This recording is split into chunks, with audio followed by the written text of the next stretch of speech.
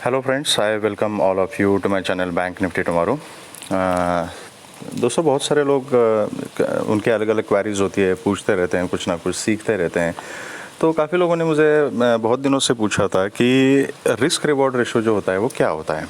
ठीक है, तो मैंने सोचा कि आपने एक ऑप्शन ट्रेडिंग के सीरीज़ में और एक वीडियो में बना के ऐड कर देता हूँ, so that everybody can try to learn something out of it. तो जितना रिस्क रिवॉर्ड रेशो के बारे में जितना मैंने स्टडी किया है या जो मैं प्रैक्टिकली ट्रेडिंग में यूज़ करता हूँ, I just want to share with you कि रिस्क रिवॉर्ड रेशो होता क्या है, कैसे प्लान किया जाता है। ठीक है, तो let's understand it on chart practically. ठीक है, क्योंकि आप गूगल करोगे तो आपको बहुत सारी चीज़ें रिस्क रिवॉर्ड रेशो के बारे में मिलेगी।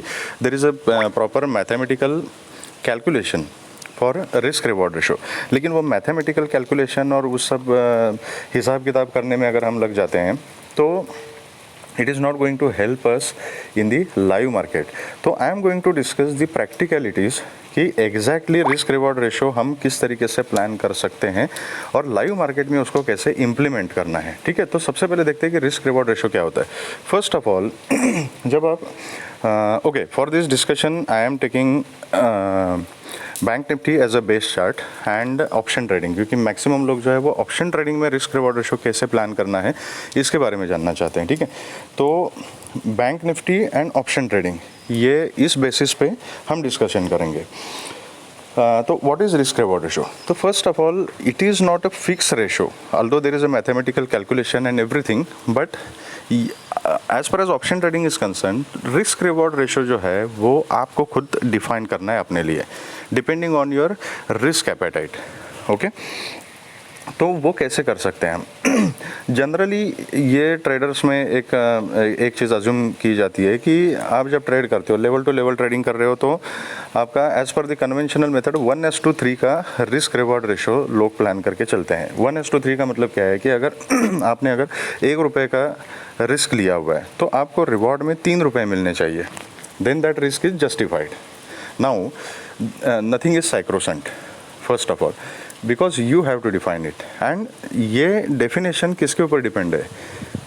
It depends on your trading style, your requirement, how much capital you are deploying, what is your position sizing, then what is the condition of the market. सबसे important है वो चीज़ कि market trendy है, sideways है, confusing है, क्या है exactly. दो उसके बाद आता है कि आपका सेटअप क्या है, कौन से सेटअप पे आप काम करते हो। क्या आप एक प्राइस एक्शन ट्रेडर हो, लेवल टू लेवल आप काम करते हो, या पोजिशनल ट्रेडर हो, या आप स्कैल्पिंग करते हो लो टाइम फ्रेम के ऊपर, आपकी ट्रेडिंग स्टाइल क्या है।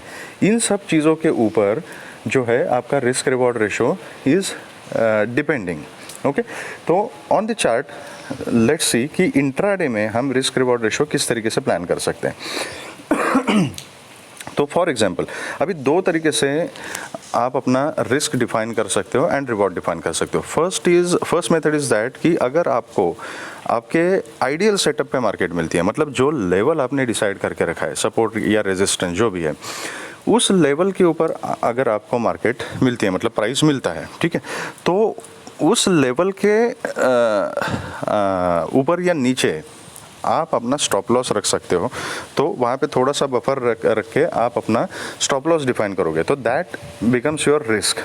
एंड अगर आप 1:3 का कैलकुलेशन करोगे तो depending on your stop loss आपका रिवॉर्ड उस हिसाब से आप डिफाइन कर सकते हो। ठीक है, दूसरी मेथड है कि एक पर्टिकुलर कैंडल पैटर्न अगर आपने पकड़ लिया और कैंडल पैटर्न देख के अगर आप ट्रेड में एंट्री कर रहे हो तो फिर अकॉर्डिंगली आपका स्टॉप लॉस आपको डिफाइन करना पड़ेगा। ये दोनों एग्जाम्पल जो है ये हम चार्ट के ऊपर देखेंगे। और तीसरी चीज़ ये होती है कि irrespective of your levels and pattern and this setup, purely you define your risk based on your risk apatite. मतलब आप लॉस कितना ले सकते हो, फिर चाहे आपका सेटअप कितना भी तगड़ा क्यों ना हो, आपकी लेवल अगर बहुत ज़्यादा दूर है, आपका स्टॉप लॉस अगर बड़ा हो रहा है वहाँ पे, लेकिन आपका पोजीशन साइजिंग बहुत ज़्यादा है और उस लेवल तक, मतलब स्टॉप लॉस जो चार्ट के हिसाब से जो स्टॉप लॉस बन रहा है वो स्टॉप लॉस अगर हिट हो जाता है तो आपको बहुत ज़्यादा लॉस हो जाएगा।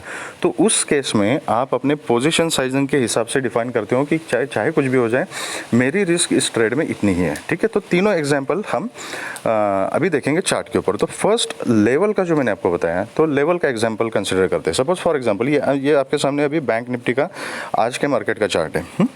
तो कल हमारा डिस्कशन क्या था कि अगर 650 के आसपास कहीं मार्केट मिलती है, हमें रिजेक्शन लेती है, तो वहाँ पर हम रिवर्सल प्ले कर सकते हैं। अब मार्केट यहाँ पे खुली, रिजेक्शन ले लिया, दूसरी बार जब यहाँ पर आई, दूसरी बार रिजेक्शन का सिनारियो यहाँ पे बना, तो वी वेर कॉन्फिडेंट कि यहाँ पर यार अभी रेजिस्टेंस है और रेजिस्टेंस बहुत ज़्यादा मजबूत हो चुका है ये, तो यहाँ पर मैं रिस्क ले सकता हूँ। तो first of all I have to define कि यहाँ पर मैं कितने की रिस्क ले सकता हूँ। ये मैंने एक्चुअली कल ही प्लान करना है, ठीक है। तो मतलब आज अगर मैं एनालिसिस कर रहा हूँ तो कल के लिए हम अपना सेटअप डिफाइन करके रखते हैं, एंड अकॉर्डिंगली उस सेटअप में जब मार्केट मिलेगी हमें, तो we try to initiate the trade. तो वैसे कल ही हमने प्लान करके रखा है कि 650 के आसपास रिजेक्शन मिलता है तो मैं यहाँ पे पुट में एंट्री ले सकता हूँ। तो अभी 650 का अगर लेवल है तो मेरा स्टॉप लॉस कितना होना चाहिए? तो जनरली थोड़ा सा बफर रख के 670 का अगर सपोज मैंने स्टॉप लॉस रख दिया, तो कितना स्टॉप लॉस हो गया मेरा इंडेक्स में? 20 पॉइंट्स का स्टॉप लॉस हो गया।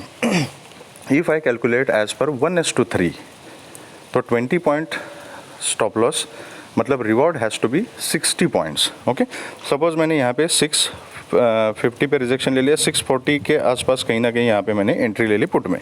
ओके, तो मेरा 60 पॉइंट्स का टारगेट होना चाहिए, राइट? मतलब कितना? Somewhere around 570 580। क्या ये टारगेट हमें मिला यहाँ पे? Let's see. तो ये यहाँ पर मुझे अपना टारगेट मिल गया 1:3 के हिसाब से, एंड उसके ऊपर जो मिला है वो बोनस है। फिर आप उसको स्टॉप लॉस ट्रेल करते करते मैक्सिमम पॉइंट कैप्चर कर सकते हो। तो यहाँ पे एक्चुअली मुझे पॉइंट जो मिले 180 points I could capture. Stop loss कितना था? 20 का। मेरा टारगेट था कितना? 60 का। मुझे मिला टारगेट कितने का? 180 का। तो कितना रिस्क रिवॉर्ड रेशो यहाँ पे हो गया, सोच लीजिए आप। 1:6 का रिस्क रिवॉर्ड रेशो मुझे यहाँ पे मिल गया इस मूवमेंट में। ओके, तो this is as per the level. अब इसमें एडवांटेज क्या होता है मैं बताता हूँ आपको। जब आपको परफेक्ट लेवल के ऊपर जब प्राइस मिलती है और वहाँ पर आप छोटा स्टॉप लॉस लगाते हो, तो उसमें आपको जैसे 1:6, 1:8, 1:10 इस तरीके से रिस्क रिवॉर्ड रेशो मिल सकता है। बिकॉज जो इंपॉर्टेंट लेवल्स होते हैं, जो मेजर सपोर्ट एंड रेजिस्टेंस होते हैं, वहाँ पर मार्केट बहुत अच्छी तरह से रिएक्ट करता है। और अगर आपके डायरेक्शन में ट्रेड चला जाता है, जिसकी मैक्सिमम प्रोबेबिलिटी है, आपको रिस्क रिवॉर्ड रेशो अच्छा मिलता है। अगर सपोज मार्केट रिवर्स हो गया, अभी सपोर्ट रेजिस्टेंस जो होते हैं वो ब्रेक करने के लिए तो होते हैं, तो यहाँ पे सपोज आपने पुट में एंट्री ले ली, लेकिन मार्केट ने यहाँ से ट्रेंड बदल लिया, आपने यहाँ थोड़ा सा डिप ले लिया और आपका स्टॉप लॉस हिट कर दिया।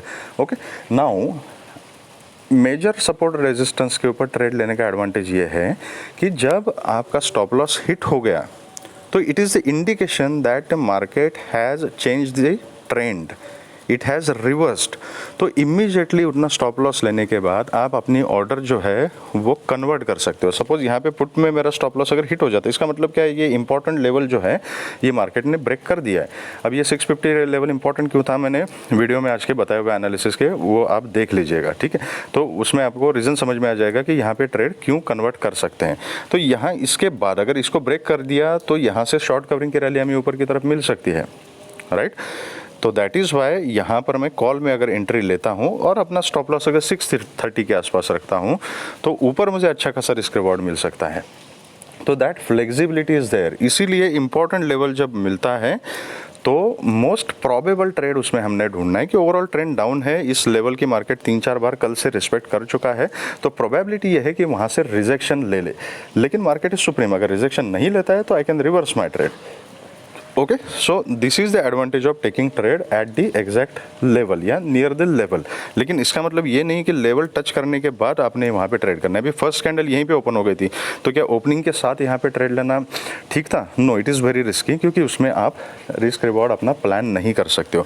चाहे आपने अगर डिफाइन कर भी लिया है कि 670 आपका स्टॉप लॉस होगा, लेकिन सपोज ये कैंडल अभी रेड बन गई, ओपनिंग के साथ अगर आपने एंट्री कर दी और ये यहाँ से ग्रीन कैंडल बनना शुरू हो गया, तो सिस्टम में स्टॉप लॉस फीड करने का भी टाइम आपको नहीं मिलेगा, इतना क्विकली कैंडल मोमेंटम पकड़ लेती है, ठीक है? तो ह्यूज लॉस हो जाता है ऐसी चीज़ों में। बट यहाँ पे इट वॉज जस्टिफाइड कि इस कैंडल ने, ग्रीन कैंडल ने रिजेक्शन ले लिया, फिर यहाँ पे रेड कैंडल आ गई, दूसरी रेड कैंडल यहाँ पे शुरू हो गई, तो इट वॉज कन्फर्म। तो ऐसा कन्फर्मेशन मिलने के बाद आप एंट्री कर सकते हो, तो confirmation is very important in that case. तो this is about taking a trade at a correct level, और उसमें हम रिस्क रिवॉर्ड रेशो कैसे प्लान कर सकते हैं, राइट? अभी दूसरी चीज़, ये लेवल में ही है, ठीक है, लेकिन अभी आपको पता था कि ये इनिशियल लेवल यहाँ तक था, इसके नीचे आ गई मार्केट, ये तो अभी हमें समझ में आ रहा है। हाँ, तो आप अगर ट्रेल करते जाओगे you will wait for breakdown, नीचे के जितने टारगेट आप कैप्चर कर सकते हो उतने कर लोगे। लेकिन एज पर दिस चार्ट, ये इतना चार्ट बना था जब आपने यहाँ पे एंट्री ले ली, ओके, तो उस समय दिस वाज अ टारगेट। अगर आप स्कैल्पिंग करने वाले हो, अगर आपको पता है कि बैंक निफ्टी सिर्फ 100-150 पॉइंट के बीच में रेंज बाउंड है, तो you can keep your target as 1:1, 1:2 also. अगर आपने 20 पॉइंट्स का रिस्क लिया है, आप बोलोगे मेरा टारगेट जो होगा मैक्सिमम 40 पॉइंट्स का मैं यहाँ पे डिसाइड करूँगा, क्योंकि मार्केट रेंज बाउंड है तो मुझे ज़्यादा देर तक ट्रेड में नहीं रहना है। तो you can define it as a 1:2। और जो मोस्ट ऑफ द स्कैल्पर्स होते हैं जो 1-2 कैंडल में स्कैल्पिंग करके ट्रेड अपना कंप्लीट कर देते हैं, तो मोस्ट ऑफ द स्कैल्पर्स 1:1 भी अपना रिस्क रिवॉर्ड रेशो रखते हैं कि मतलब 20 पॉइंट्स का अगर मेरा रिस्क है तो 20 पॉइंट्स का ही प्रॉफिट मैं बुक कर लूँगा, उसके आगे अगर मार्केट निकल जाती है तो I will keep trailing, something like that. तो ये ट्रेडिंग स्टाइल आपको अपना डेवलप करना पड़ेगा, ठीक है। तो दिस इज़ वन मेथड। अब सेकंड मेथड मैंने क्या बताया आपको कि depending on the pattern and the candles, okay. अब वो कैसे होता है, इसी चार्ट में ये दूसरा एग्जाम्पल भी आपको देखने को मिलेगा। ये देखिए यहाँ पे ये लेवल इंपॉर्टेंट था 430 का, 430 के लेवल पे support. Why it was important, because it was a PDC, previous day closing के आसपास का ये लेवल है। यहाँ पर मार्केट ने एक हैमर बनाया बहुत अच्छा खासा, तो hammer is a good indication for buying, लेकिन वो सही लेवल पे होना चाहिए। हमेशा कैंडल का जो पैटर्न होता है, मैं अलग से एक वीडियो सेपरेटली बनाऊंगा कैंडल्स एंड कैसे उसका इंटरप्रिटेशन करना है and how to use the candles to initiate the trades, उसके लिए मैं अलग सा वीडियो बना दूंगा, ठीक है। तो हैमर सबको पता है कि एक सपोर्ट के ऊपर हैमर बनती है तो that is a strong indication of bullish trend, तो वहाँ से प्राइस ऊपर जाने की प्रोबेबिलिटी ज़्यादा होती है। But market works on the probability. हो सकता है कि उसके बाद भी प्राइस रिवर्स हो जाए, सेलर्स एक्टिवेट हो जाए, कुछ भी हो सकता है मार्केट में। तो दैट इज़ वाई सिस्टम में स्टॉप लॉस का फंक्शन हमें दिया हुआ है। अगर हम इस हैमर के ऊपर ऑर्डर पंच करते हैं तो उसका तरीका क्या होता है, first we have to wait कि वो कैंडल कंप्लीट हो जाए, तब तो पता चलेगा कि वो हैमर है या क्या है। तो हमने वेट किया एंड सिंपल मेथड क्या है कि हैमर का जो हाई होगा उसके ऊपर जब कैंडल निकल जाएगी, फॉलो अप आ जाएगा, तो हम वहाँ पे एंट्री ले सकते हैं। तो उस केस में हमारा स्टॉप लॉस कहाँ पे होना चाहिए, अगर बेसिस क्या है अपने ट्रेड का, सेटअप क्या है, hammer is this setup, hammer के बेसिस पे हम ट्रेड ले रहे हैं, तो नेचुरली इस हैमर का जो लो होगा उसके नीचे हमारा स्टॉप लॉस होना चाहिए। तो अभी हैमर का लो क्या है, दैट इज़ 431। तो सेफर साइड पे मैं 428 या 425 तक अपना स्टॉप लॉस यहाँ पे डिसाइड कर सकता हूँ। एंड ये जो हैमर का हाई जो था ये कितना था, समवेयर 481, मतलब 50 पॉइंट्स। तो 50 पॉइंट्स यहाँ पे मेरा स्टॉप लॉस बनेगा इंडेक्स में। अगर एटीएम स्ट्राइक प्राइस लेके मैं काम कर रहा हूँ तो ऑप्शन में मेरा तकरीबन 20 से 25 पॉइंट का मेरा स्टॉप लॉस बन जाएगा, राइट। एक बार भी स्टॉप लॉस यहाँ पे हिट नहीं हुआ, प्राइस ऊपर गया, फिर नीचे आ गया, फिर ऊपर गया, नीचे आ गया, एंड कंटिन्यूसली ये ऊपर जाता रहा। अब 50 पॉइंट्स का अगर मैं यहाँ पे इंडेक्स में स्टॉप लॉस दे रहा हूँ तो मेरा टारगेट कितना होना चाहिए, 150 पॉइंट्स का होना चाहिए। मेरी एंट्री कहाँ पर थी, 480 के आसपास मेरी एंट्री थी, मतलब मेरा जो टारगेट है वो 630 के आसपास मेरा risk reward ratio, if I am calculating 1:3, तो 630 के आसपास मेरा risk and reward ratio satisfy हो जाएगा। क्या मार्केट ने मुझे ये टारगेट दे दिया, लेट्स सी, 630 के आसपास, मतलब यहाँ तक, यस, ये देखिए इस कैंडल के आसपास मेरा ये 630 का जो टारगेट है ये कंप्लीट हो गया, risk and reward ratio completed. Now it is close to this level. तो this is how the technicals work in the chart. कि मैंने ट्रेड लिया कैंडल देख के, रिस्क रिवॉर्ड रेशो पर डिफाइन किया मैंने 1:3, तो मेरा as per the chart also the same level is being shown as a target as per the technical analysis.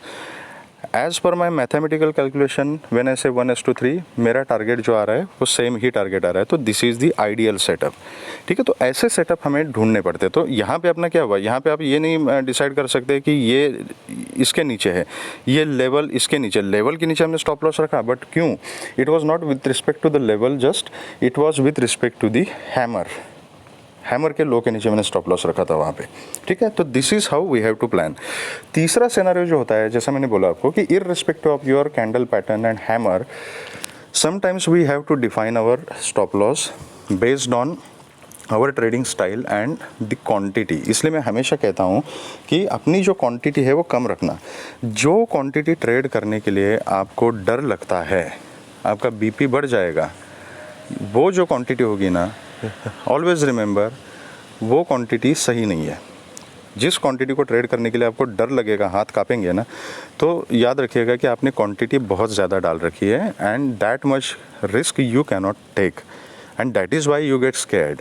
अगर सपोज फॉर एग्जांपल आपके डीमैट अकाउंट पर you have kept 1 lakh rupees, okay, 1 lakh में से अगर आप इस ट्रेड में 95,000 लगा देते हो, एक लॉट जो आता है बैंक निफ्टी का एटीएम प्राइस का तकरीबन 7,000 के आसपास कुछ आ जाएगा, राइट। तो कितने लॉट आप लोगे? तकरीबन 12 या 13 लॉट। पूरा का पूरा आपने कैपिटल उसमें डाला, तकरीबन 95,000 रुपीज़ में 12-13 लॉट आपने ले लिए, ओके। उसमें अगर आप बड़ा स्टॉप लॉस देते हो, थोड़ा सा भी फ्लक्चुएशन प्राइस में हो जाता है तो आपको रेड में बहुत ज़्यादा लॉस वहाँ पे दिखना शुरू हो जाता है, करेक्ट। तो इसीलिए आप बड़ा स्टॉप लॉस वहाँ पे प्लान नहीं कर सकते हो। तो that is why always trade with a small quantity. जितना लॉस आप ले सकते हो। Suppose out of 1 lakh rupees आपने डिसाइड किया कि आई विल डिप्लॉय ओनली 25,000 रुपीज़। ये कैपिटल मैनेजमेंट में है, लेकिन यहाँ पे थोड़ा जितना रिलेवेंस है उतना पॉइंट मैं यहाँ पे एक्सप्लेन कर रहा हूँ। Rest all things are related with the capital management. But आपने डिसाइड किया कि out of 1 lakh rupees I will deploy 20,000 rupees, 25,000 rupees for my trade. तो आपने कितने लॉट ले लिए? Maximum two maximum 3 lots you can buy, right. अब 3 lots में से अगर सपोज़ आपने यहाँ पे 20 पॉइंट्स का अगर रिस्क लिया हुआ है तो मैक्सिमम आपका स्टॉप लॉस अगर हिट हो जाता है तो लॉस कितना हो जाएगा? 1500 का लॉस हो जाएगा। तो 1500 का लॉस में आपको डरने की ज़रूरत है? You have still got 98,000 rupees, 98,500 rupees in your demand. तो वो लॉस रिकवर करने के लिए आपको एम्पल ऑफ अपॉर्चुनिटीज़ मिल जाएगी। लेकिन आउट ऑफ 1 लाख रुपीज़ आपके अगर 12, 15, 20 हज़ार रुपये स्ट्रेट अभी उड़ जाते हैं स्टॉप लॉस में, तो देन इट इज़ मतलब it is not a good sign, it is a very risky trade. इसका मतलब आपका पोजीशन साइजिंग ठीक से नहीं किया था आपने, ओके। तो इसीलिए सेटअप अगर ठीक ठाक है, सब कुछ ठीक ठाक है, ऐसा कभी नहीं हो सकता कि you entered the trade and continuously आपको प्रॉफिट ही दिखने लगा और प्राइस आपके ही डायरेक्शन में चला गया। थोड़ा सा प्राइस जो है वो फ्लक्चुएट होगा, नीचे आएगा, आपको लॉस दिखाई देगा वहाँ पे, तो उससे डरना नहीं है। जल्दी में लोग क्या कहते हैं, बहुत सारे लोगों की ये मेजर प्रॉब्लम होती है कि सर मैंने अर्ली एग्जिट कर लिया। That is one thing. Sir मैंने एग्जिट कर दिया लॉस देके और वहीं से प्राइस फिर से मेरी डायरेक्शन में चला गया। This is the second reason. ये कब होता है? अगर मेरी क्वांटिटी बहुत ज़्यादा है तो जब मैं ऑर्डर पंच करता हूँ ना, तो मुझे अपना रिस्क रिवॉर्ड रेशो क्या कैलकुलेशन था, कौन सा लेवल था, मेरा एनालिसिस क्या था, मेरा सेटअप क्या था, ये सब चीज़ें कभी भी मेरे दिमाग में आएंगी नहीं। मुझे सिर्फ वहाँ पे जो अपने P&L में जो रेट में लॉस दिखाई दे रहा है ना, वो लॉस ही दिखेगा और दिमाग बंद हो जाएगा पूरा, और वो लॉस देख के मैं अपना जो भी है लॉस है, प्रॉफिट है, वो बुक करूँगा। और बुक करने के बाद मार्केट 200 पॉइंट की रैली दे देगा। आई वाज प्लानिंग फॉर 1:3 का risk reward, market will give me 1:10 का रिस्क रिवॉर्ड, एंड देन बाद में मैं पछताऊंगा कि यार मैंने क्यों एग्जिट कर दिया। अगर थोड़ी देर रुक जाता तो पूरा लॉस मेरा प्रॉफिट में कन्वर्ट होकर 4 गुना ज़्यादा प्रॉफिट मिल जाता, 10 गुना ज़्यादा प्रॉफिट मिल जाता, राइट। ऐसे होता है? कमेंट सेक्शन में बताना मुझे उसका रीज़न क्या है, क्योंकि हमारा पोजीशन साइजिंग करेक्ट नहीं होता, ओके। ओके, चलो, all said and done. You find कि नहीं कुछ भी हो जाए, मुझे यहाँ पे ज़्यादा क्वांटिटी में ही काम करना है, ठीक है। This is not a correct way to trade. लेकिन मैं बता रहा हूँ फिर भी आपको कि बहुत सारे लोग जो होते हैं इस तरीके से ट्रेड करते हैं, तो एटलीस्ट बड़ा लॉस लेने से अच्छा है कि कहीं ना कहीं स्टॉप लॉस लगा दो एंड उस हिसाब से रिस्क रिवॉर्ड अपना प्लान करो। That is why am telling you. But पहली 2 जो मेथड मैंने आपको बताई है, those are the ideal methods to plan your setup. ये तीसरी जो मेथड है, ये मोस्ट ऑफ द ट्रेडर्स करते हैं, लेकिन वो गलत है। और वो होता क्या है कि सपोज़ यहाँ पे ये सेटअप मिला, यू मिस दिस सेटअप, तो आपने वेट किया, दोबारा लगा कि यहाँ से रिजेक्शन आ गया तो अभी प्राइस नीचे जाएगा, बट प्राइस ने यहाँ पे सपोर्ट ले लिया, सपोर्ट लेके अभी ऊपर जाने लगा, तो यहाँ पे कहीं कंफर्म हो गया कि नहीं प्राइस ऊपर ही जा रहा है अभी, ओके। बट अब your basis for the trade setup is not this hammer, your basis is this range breakout, यहाँ से जा रहा है मार्केट। अगर आप यहाँ पे ऑर्डर पंच करते हो तो क्या आप इतना बड़ा स्टॉप लॉस लगा सकते हो इस हैमर के नीचे वाला? नहीं लगा सकते हो। तो उस कंडीशन में एक तो ऑर्डर पंच मत करो यहाँ पे, wait for at least this level, या तो फिर से दोबारा यहाँ पे आ जाए तो यहाँ पे एंट्री कर लेना। और अगर आपको यहीं पर एंट्री करनी है तो देन आपने सपोज़ ये हैमर देख के एंट्री कर ली ये इसके ऊपर, तो आपका स्टॉप लॉस यहाँ पे हो सकता है।